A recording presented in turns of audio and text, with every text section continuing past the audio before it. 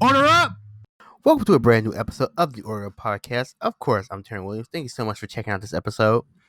And you've been supporting the podcast so far. I greatly appreciate it. It's been a lot of fun. There's been some ups and some downs, but of course, it is what it is. So in this brand new episode of the podcast, I thought I got this idea a couple of days ago, and I want to kind of try it out and see how it works. So what I'm gonna be doing now is when I upload a new food video, I'm gonna do a podcast to kind of go along with it. Kind of explains my thoughts a little bit more in that video and things like that. There's some things in the video I don't necessarily get to because all my food videos are actually kind of one shot. So whatever's in my mind during that time is what I say for the most part. So I just did a brand new episode of SideDish, which I actually made homemade Philly Cheesesteak Egg Rolls. It's up on the YouTube channel right now. Definitely go ahead and check that out. Like it, share it, tell me what you think. Try to make the recipe yourself. I'd like to hear your thoughts on it. And so a lot of times I don't really talk about my thought process. I just kind of cook, and I'm just in kind of the thought process of cooking in that moment and things like that. So I thought, what if I do a podcast that kind of accompany the food videos where I can kind of give some more ideas on my thoughts? We'll see how it goes. This will be the first one. So to start off, the reason why I did Philly cheesesteak egg rolls, I kind of said this a little bit in the video, was because I saw them on Facebook. I think last year a lot. I saw them here and there on Facebook. This year, I'm like, egg roll, Philly cheesesteak egg rolls sound really good. I saw people making them. I saw pictures. So I figured, why not try to make it myself? And so I go to allrecipes.com. I use allrecipes.com a lot because I think because they're not professional chefs. A lot of times it's just home chefs who just, who just like cooking. They just have these recipes and they post them on there. So that's usually kind of my glossary of recipes, if you will. And most of the recipes I've used on the menu, side dish, or even maybe sometimes the lab, usually are inspired by recipes I see on allrecipes.com. So that's kind of like my database for recipes. And so I found the recipe really straightforward, very simple. So I'm like, oh, okay, cool. And I looked through their ingredients. There's stuff I knew I wasn't going to use. I wasn't going to use bell peppers because I'm not a big fan of bell peppers personally. I don't like the texture so much. Like I like them roasting some stuff. Like when my mom does kebabs, she grills like different veggies, so they taste really good grilled. Some other stuff. But I'm just not a big fan of bell peppers, the texture and things like that. I rather do other things. So bell peppers I took out. Their meat, they actually use ground beef in the original recipe. I was like, I can't use ground beef. This is a Philly cheesesteak. I gotta use steak of some kind. And so that was kind of it, and everything else was pretty straightforward. I bought my ingredients from Certified Produce, which I only bought the meat, which was kind of this taco steak that I found.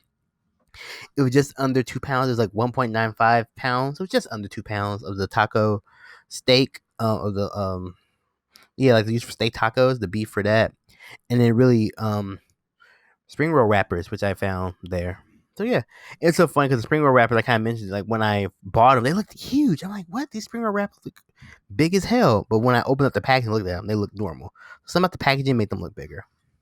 And so yeah, and that was kind of pretty much like my game plan for it. Like I knew I was gonna cut onions because a lot of Philly cheesesteaks have onions, so I knew I was gonna put onions into the meat, and also Philly cheesesteak they actually use um pretty much cheese whiz, canned cheese you spray it on there. That's what they use in Philly, but I was like, just slice of American cheese would work. Yeah, that was kind of it. That was kind of pretty straightforward. You're cooking the meat. I want to make sure my meat was cooked all the way because I knew it was gonna be fried, but I want to make sure the meat was done, completely before I cooled it and rolled it. And one of the things I kind of realized I knew I was gonna have to cover the meat, which I actually covered the meat because if you watch the video, I used my square copper pan. I don't have a cover that covers a square, so I ended up using one of my pizza pans to cover it. Hey, it worked. It did exactly what I needed to do. Just to simmer the meat. The season I used in the meat was very, very a very basic season I use all the time. Seasoning salt, black pepper, garlic powder, onion powder, and of course, when the meat cooked a little bit, I added my fresh onions to it.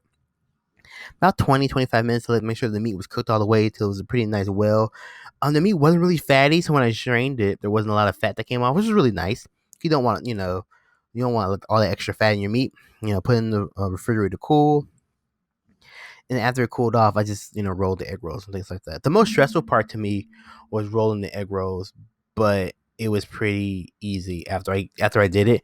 I'm also used to rolling burritos, so I think I actually watched the video on YouTube. This is kind of how to roll egg rolls. I use that as a guide, and between that and my experience rolling burritos, I think I had a nice balance, and none of them broke. Actually, there were some that kind of popped, but none actually fell out, which was really nice. Just rolling the rolling the egg rolls was kind of the more stressful part. I actually did want to test it.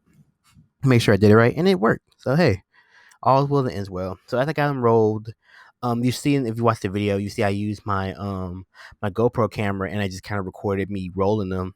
I just sped that video up, which is really cool, which is kind of nice. Just something different, so I didn't have to worry about the mic or worry about sound. I knew I was gonna put music there because my GoPro doesn't really record sound the best unless it's like really really loud. So it worked out, just kind of a different angle. I had to use because I use my phone to record all my videos, so I didn't have to use my phone battery, so my phone could charge while I used the GoPro, which is nice. It worked out really well. I really like how the video turned out. A little bit longer than I was expecting it to be, but I did talk a little bit more. I didn't want to cut out too much of me talking. I just kind of like showing the process. So yeah, got the egg rolls fried. My mom was saying I probably should have maybe like deep fried them so they kind of would have been in and out in 3 minutes, so they all would have fried at once because they did absorb a little bit too much oil. But again, my first time doing it, I think it worked out pretty well. I think they got a little overcooked in points, but I'm not 100% sure. I need to like go back and see because like some of them were darker if you look at it, but I'm not 100% sure why they got darker or where like what caused it. So I need to like go back through and look at that. Yeah, they fried it pretty easy. I kind of like when the oil stopped bubbling, they were done. So I thought that was kind of a cool indicator. But yeah, they turned out really really well. Really enjoyed them. The meat was well seasoned. I might have do a little less salt since the cheese is salty. They're being fried. You kind of get some sodium from the oil, the cheese, and things like that. But I thought they were pretty good. They were really tasty. The meat was really flavorful. And so the idea was, so I knew I was going to cut them in half. I knew I was going to cut them diagonally so you get like that nice sharp corner, so you get like, so it looks like a really nice presentation. I wasn't gonna come in half. I was gonna come diagonally, so you get kind of that nice egg roll presentation. We see the inside had like the nice design, kind of like the triangle, like the nice diagonal cut. So you get kind of like these two triangles.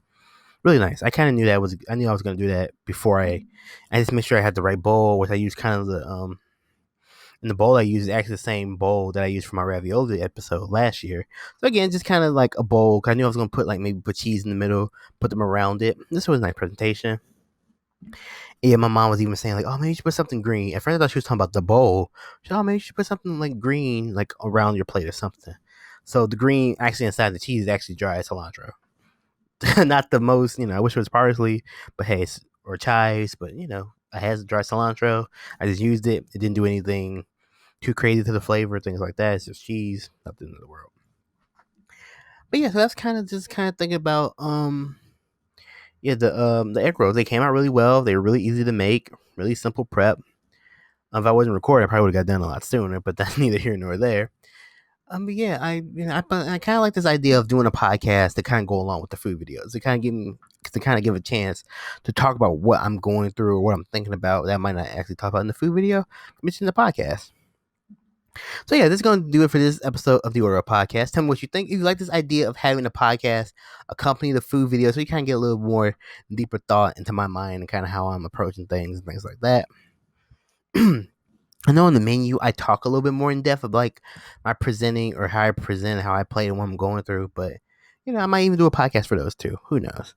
But thank you so much for checking out this episode of the Order Podcast. Like, share, comment. Comment. This will be on YouTube, so comment on YouTube, share it, hit me up on Facebook, Twitter, Instagram, wherever you follow me. I greatly appreciate it. Also, you can check out the website, www.SlicingDicingGaming.com, for all things Digital Chef. There's links to everything. Excuse me, the Twitch channel, the YouTube channel, the podcast, of course, the Facebook page, and of course, merchandise as well. Get you some merchandise. Support your boy. I greatly appreciate it. And yeah, I think this is going to be a good episode. I think this is going to be something I'm going to try and do a food video and accompany it with a podcast. It gives me more content. Means I have to work a little bit harder. But I think this kind of will be a cool idea. So you get kind of a more in-depth idea of what I'm thinking when I do my food videos. Always and forever, slicing, dicing, gaming. It's not just a motto, it's a lifestyle. I'll see you in the next podcast, or the next video, or the next Twitch stream. Later.